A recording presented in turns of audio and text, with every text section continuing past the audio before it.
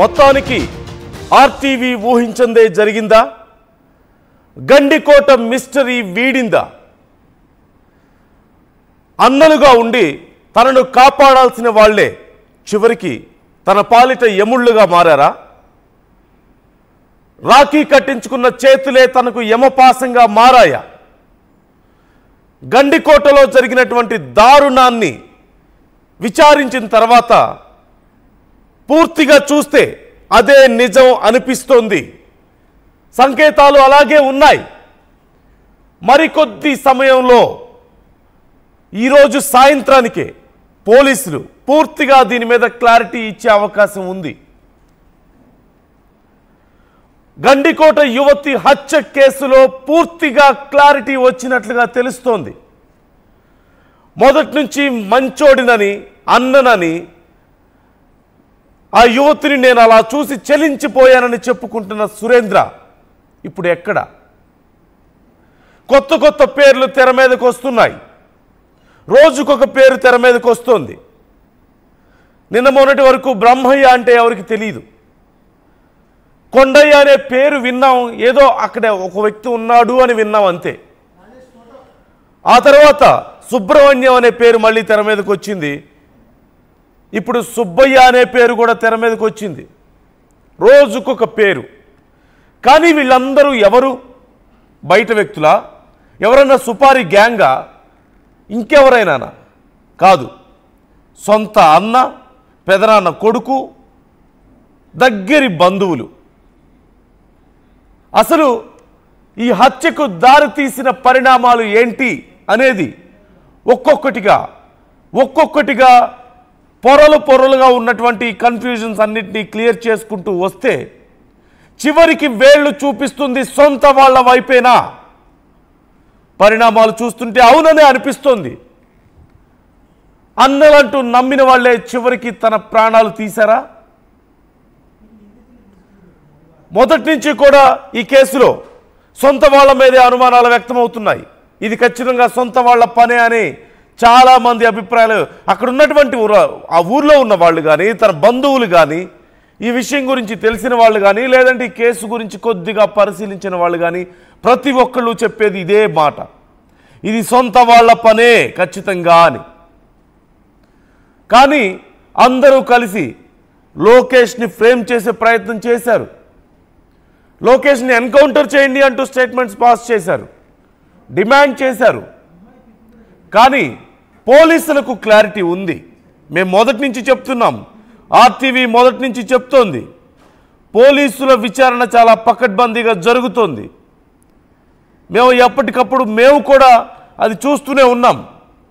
ఎప్పటికప్పుడు ఈ కేసుని ఫాలోఅప్ చేస్తూనే ఉన్నాం. చివరికి సొంత వాళ్ళని చెప్పుకునే వాళ్ళే, తనను ప్రొటెక్ట్ చేయాల్సిన వాళ్ళే, తన బాగోగులు చూసుకోవాల్సిన వాళ్ళే, తనని అల్లారు ముద్దుగా గారాబం చేయాల్సిన వాళ్ళే తన పాలిట యమదూతల్లా మారారా? యమపాశంలా తన ప్రాణాలు తీశారా? అడవిలో జంతువుల కంటే క్రూరంగా తనతో వ్యవహరించారా? మొదటి నుంచి ఇక్కడ వచ్చేది ఒకే ఒక్క ప్రశ్న, సొంత వాళ్ళ వైపు వేలు చూపించిన ప్రతిసారి వచ్చిన ఒకే ఒక ప్రశ్న, సురేంద్ర మనతో మాట్లాడినప్పుడు కూడా లేవనెత్తిన ఒకే ఒక ప్రశ్న, యువతి తల్లి మాట్లాడినప్పుడు కూడా మాట్లాడిన ఒకే ఒక ప్రశ్న. మొదటి నుంచి మనం చూడొచ్చు, అసలు ఇలాంటి పని మేము ఎందుకు చేస్తాం, మాకు సంబంధం లేదు అని చెప్పడం కంటే కూడా, మా పిల్లని మేము ఎందుకు చంపుకుంటాం అనడం కంటే కూడా, ఒకవేళ నిజంగా చేస్తే అలా చేస్తామా మేము? అలా వ్యవస్థని చేస్తామా? అలాంటి పరిస్థితుల్లో ఆ యువత ఎందుకుంటుంది ఒకవేళ అతనే చేస్తే? సొంత అన్న మీద ఇలా మాట్లాడేది? ఇవే మాటలు కదా మాట్లాడింది. చివరికి జరిగిందేంటి? నేను చాలా మంచివాడిని, తను నా చెల్లి, మాది చాలా గొప్ప పవిత్రమైనటువంటి రిలేషన్ అని చెప్పుకుంటున్న సురేంద్ర ఇప్పుడు ఎక్కడికి వెళ్ళిపోయాడు? అందరినీ మోసం చేసే ప్రయత్నం చేశారా? చివరికి లోకేష్ ఫ్యామిలీని కూడా బలి చేసే ప్రయత్నం చేశారా? అందుకే వాళ్ళు కనిపించకుండా పోయారా? ఇప్పుడు ఇదే ప్రశ్న తెర మీదకి వస్తుంది. అదిగో ఆ స్క్రీన్ మీద కనిపిస్తున్నాడు కదా, స్క్రీన్ మీద చాలా అమాయకపు ముఖంతో, చాలా బాధతో కనిపిస్తున్నటువంటి ఆ ముఖమే మనం గుర్తుపెట్టుకోవాల్సింది. ఇప్పుడు ఆ వ్యక్తే కనిపించకుండా పోయింది. ఇన్ని రోజులు ప్రపంచాన్ని మోసం చేసింది ఆ వ్యక్తే. సొంత అన్నని నేను తనని అలా చూసి నాకు నిద్ర పట్టడం లేదు, అసలు అలాంటి పరిస్థితుల్లో ఒక అన్న ఏ అన్న ఒక చెల్లిని చూడకూడదు అని చెప్పిన ఆ వ్యక్తే దీనికి కారణమా? అసలు ఆ యువతి అత్యంత దారుణంగా అలా మృతి చెందడానికి కారణమా అనే ప్రశ్న వచ్చినప్పుడు ఇప్పుడు చివరికి వేళ్ళు అటే చూపిస్తున్నాయి. ఆ యువతి అలా అర్ధనగ్నంగా అక్కడ దెబ్బలతో దారుణంగా ముళ్ళ పొదల్లో పడి ఉండడానికి కారణమా అని ప్రశ్న వచ్చినప్పుడు అటువైపే వేళ్ళు చూపిస్తున్నాయి. ఇప్పుడు ఆ వ్యక్తి ఎక్కడా అనే ప్రశ్న వచ్చినప్పుడు కనిపించడం లేదు, ఎటుపోయాడో తెలియడం లేదు. నిన్న మొన్నటి దాకా నేను ఇంట్లోనే ఉన్నాను, నా సీసీ కెమెరా ఫుటేజ్ ఉంటే తీయండి, ధైర్యం ఉంటే బయట పెట్టండి అని చెప్పిన వ్యక్తి ఎక్కడా? ఇప్పుడు మరి ఉన్నాడా? ఇంట్లో రావడానికి సిద్ధంగా ఉన్నాడా? మాట్లాడడానికి సిద్ధంగా ఉన్నాడా? ఆర్టీవీ కూడా అతనితో మాట్లాడింది. మాట్లాడినప్పుడు కన్నీటి పర్యంతం అవుతూ, ఏడుస్తూ, ఏడుపు నటిస్తూ మాట్లాడిన తీరు మనం చూసాం. ఇంతకంటే ద్రోహం ఇంకోటి ఉంటుందా? ఇంతకంటే అన్యాయం ఇంకోటి ఉంటుందా? సొంత చెల్లి, అల్లారు ముద్దుగా పెంచుకున్న చెల్లి, అన్నయ్యలు అనుకొని పాపం తను ఎంత సేఫ్గా ఫీల్ అయి ఉంటుందో ఒకవేళ వాళ్ళు వస్తే. కానీ చివరికి వాళ్ళే తనని అంత దారుణమైన స్థితిలో, నిజం చెప్పాలంటే మాటలు చెప్పడానికి మాటలు కూడా రావడం లేదు, అంత దారుణమైన స్థితిలో కోపోద్రేక్తులై లేదంటే క్షణికావేశంలో పరువు కోసం చాలామంది చేశారు. కానీ ఇంత దారుణంగా ఎక్కడ చూడం మనం. సొంత చెల్లిని వివస్త్రను చేసి తన ప్రాణాలు తీశారు అంటే ఎంత దారుణం ఇది. మళ్ళీ అదే అంశాన్ని సెంటిమెంట్ కోసం వాడుకున్నటువంటి పరిస్థితి మనకు కనిపిస్తుంది. ఒకవేళ మేం చేస్తే మా చెల్లిని అలా ఎందుకు చేస్తాం అనే ప్రశ్న ఇక్కడ లేవనెత్తుతూ వచ్చారు మొదటి నుంచి కూడా. అంటే నిన్న ఆర్టీవీ గెస్ట్ చేసింది ఈ విషయంలో మనం మాట్లాడుకున్నాం. ఒకవేళ ఈ వివస్త్రను చేయడం అనే ఒక అంశాన్ని వీళ్ళు సానుకూలంగా వాడుకుంటున్నారా? చేస్తే మేము అలా ఎందుకు చేస్తాం, మా చెల్లిని మేము అలా చూడగలుగుతామా, ఆ కోణంలో కేసును తిప్పుతున్నారా? దాన్నే ఒక అబ్స్ట్రకిల్గా క్రియేట్ చేస్తున్నారా వాళ్ళ వైపు నుంచి డైవర్ట్ చేసుకోవడానికి అంటూ ఆర్టీవీ అనుమానించింది. చివరికి అసలు ఈ దారుణానికి ఒడిగట్టింది ఎవరు అన్నప్పుడు సొంత అన్న బ్రహ్మయ్య, పెదనాన్న కొడుకు కొండయ్య, యువతి బావ తోట సుబ్రహ్మణ్యం, మరో బంధువు సుబ్బయ్య, సురేంద్ర. మొదటి నుంచి ఈ కేసులో ఎవరి వైపు అయితే వేళ్లు చూపిస్తున్నాయో ఆ వ్యక్తుల పేర్లే ఇప్పుడు మళ్ళీ బయటకు వస్తున్నాయి, అటువైపే వేళ్లు చూపిస్తున్నాయి.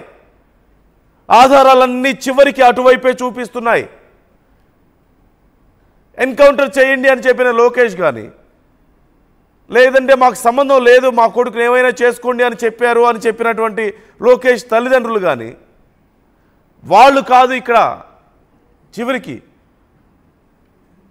వీళ్ళే, సొంత వాళ్ళే, నా అనుకున్న వాళ్ళ పేర్లే బయటకు వస్తున్నాయి. ఇంకా ఫుల్ డీటెయిల్స్ తెలుసుకుందాం. అసలు ఎలా వీరిని అదుపులోకి తీసుకున్నారు, ఎలా ట్రేస్ చేయగలిగారు, ఈ పేర్లన్నీ ఇప్పుడు కొత్తగా ఎలా బయటికి రాగలరు, అంటే ఇంత బలంగా ఎలా చెప్పగలుగుతున్నారు ఈ పేర్లు, వీటన్నిటికి సంబంధించిన డీటెయిల్స్ తెలుసుకుందాం. కిషోర్ జాయిన్ అవుతున్నారు, మా ప్రతినిధి కిషోర్.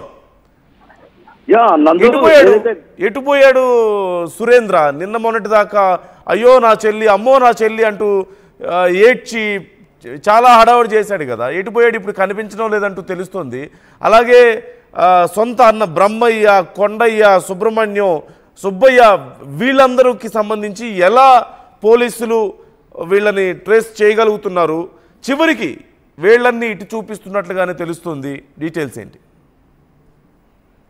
కోటలో ఏదైతే మిస్టరీ మర్డర్ గా మారినటువంటి విద్యార్థిని మర్డర్ లో రోజుకు ఒక కీలక మలుపే తిరుగుతుందనే చెప్పాలి. ఏదైతే కొంత సంచలనమైనటువంటి వాస్తవాలు వెలుగులోకి వచ్చే పరిస్థితి కనిపిస్తుంది.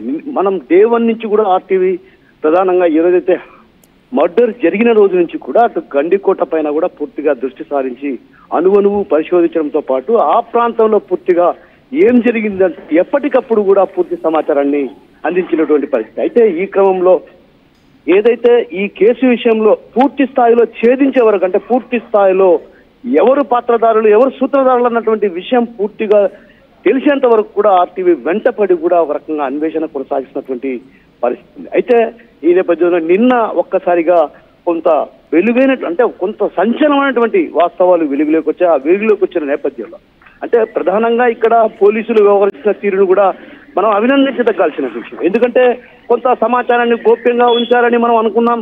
ఆ గోప్యంగా సమాచారం ఉంచడానికి కూడా కొంత ఏదైతే అనుమానితులు ఎవరైతే ఉన్నారో వాళ్ళు మిస్ అయ్యే అవకాశాలు ఉన్నాయి. ఎందుకంటే ఇక్కడ ప్రస్తుతం సురేంద్ర ఎన్నో గొప్ప గొప్ప మాటలు చెప్పాడు. సొంత చెల్లిని ఎవరైనా చంపుకుంటారా, అదేవిధంగా అంత ఘోరమైనటువంటి పరిస్థితి చేస్తారా అంటూ కూడా మన ఆర్టీవీకి ఆయన ఇచ్చినటువంటి ఇంటర్వ్యూలో కూడా చెప్పడం జరిగింది.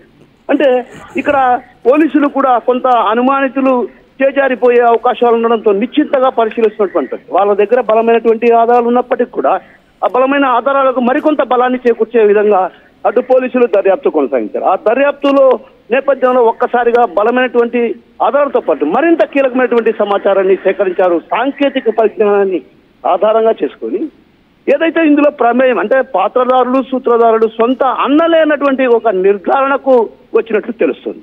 సో ఆ క్రమంలోనే ఇక్కడ నిన్న ఏదైతే సుబ్బయ్య తరచుగా తోటా సుబ్రహ్మణ్యం, ఎవరైతే దువ్వూరుకు చెందినటువంటి తోటా సుబ్రహ్మణ్యం సొంత వాళ్ళ మూడవ పెద్దనాన్న అక్కను చేసుకున్నటువంటి వివాహం చేసుకున్నటువంటి వ్యక్తి అతను తోటా సుబ్రహ్మణ్యం హైదరాబాద్ లో సాఫ్ట్వేర్ ఇంజనీర్ గా పనిచేస్తున్నాడు. అంటే సాఫ్ట్వేర్ ఇంజనీర్ గా పనిచేస్తున్నాడు.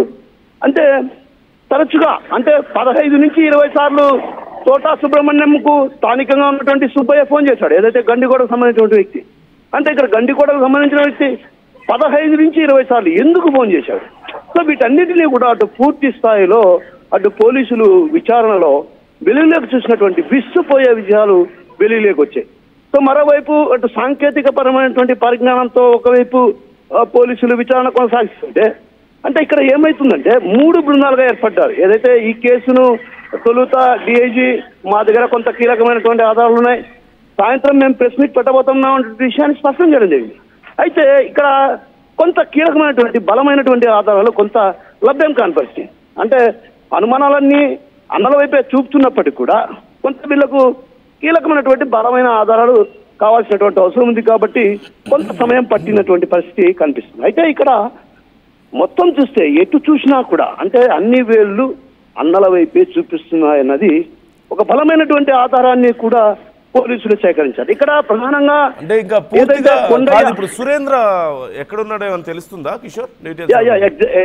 నందు ఇక్కడ ఏంటంటే నిన్న ఏదైతే సుబ్రహ్మణ్యం, సుబ్బయ్య, అదేవిధంగా బ్రహ్మ, ఆ తర్వాత కొండయ్య నలుగురిని కూడా అదుపులో తీసుకొని పోలీసులు జమ్మలమూడిలో విచారిస్తున్న పరిస్థితి. ఈ క్రమంలో ఒక్కసారిగా అటు పూర్తి విషయాలు బయటపడ్డాయని తెలుసుకున్నటువంటి సురేంద్ర ఒక్కసారిగా పరారైనటువంటి పరిస్థితి.